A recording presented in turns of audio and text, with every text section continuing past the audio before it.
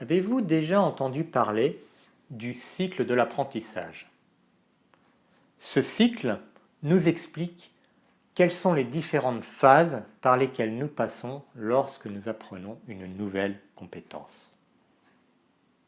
Par exemple, la conduite. Initialement, lorsque nous sommes petits par exemple, nous pouvons nous amuser avec des petites voitures, mais nous ne savons pas que nous ne savons pas conduire.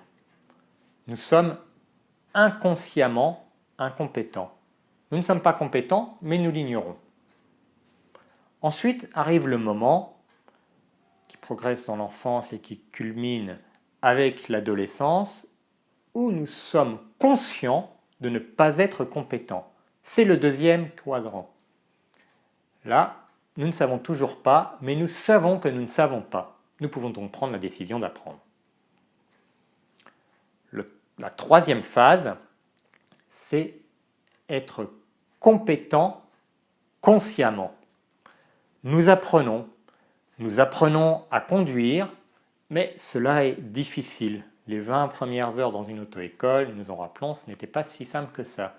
Et même après avoir passé le permis, il faut encore faire attention, bien penser, à se forcer à regarder.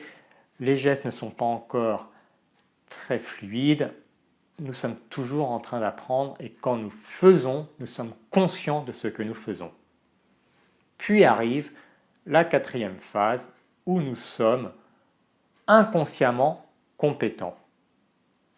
Si vous avez passé votre permis il y a déjà quelques années, quand vous prenez la voiture, vous ne vous posez pas la question de ce que vous êtes en train de faire. Vous avez besoin de relativement peu de concentration sur l'activité de conduite elle-même et vous pouvez consacrer votre attention au trafic environnemental, à la discussion avec quelqu'un d'autre. Vous n'avez pas besoin de savoir comment tourner le volant ou passer les vitesses, cela se fait automatiquement, c'est passé directement dans la partie inconsciente du cerveau.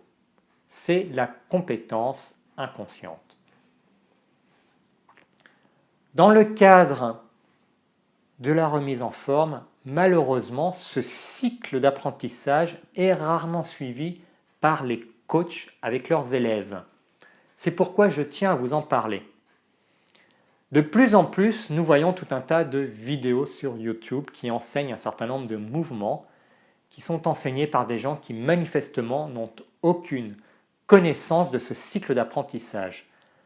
Ils cherchent à faire en sorte que tout le monde soit directement compétent inconsciemment. C'est aussi ce que nous pouvons voir dans les salles de gym. Une nouvelle personne arrive, très bien, nous allons faire des squats. Pour faire des squats, vous allez là, vous mettez la barre, vous descendez, vous remontez, boum, terminé.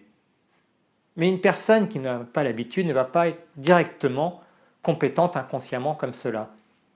Il faut passer par les différentes phases. Prenons l'exemple du swing. Peut-être que vous n'avez jamais entendu parler du swing. Peut-être que pour vous, le swing, c'est quelque chose que vous avez vu dans une émission de télé présentée par quelqu'un qui prétendait être un coach de haut niveau et qui fait une démonstration de switch au kettlebell. Et ce n'est malheureusement pas un exemple fictif. Dans ces cas-là, vous étiez inconsciemment incompétent. Vous ne saviez pas faire un switch, mais vous ne le saviez pas, vous ne le saviez pas, ce n'était pas un problème. Mais en voyant cette vidéo, vous commencez à être intéressé. Vous êtes maintenant consciemment incompétent. Vous désirez faire l'apprentissage. Il est important d'aller sélectionner la bonne personne pour le faire, pour être sûr qu'elle vous fasse passer par la phase d'être consciemment compétent.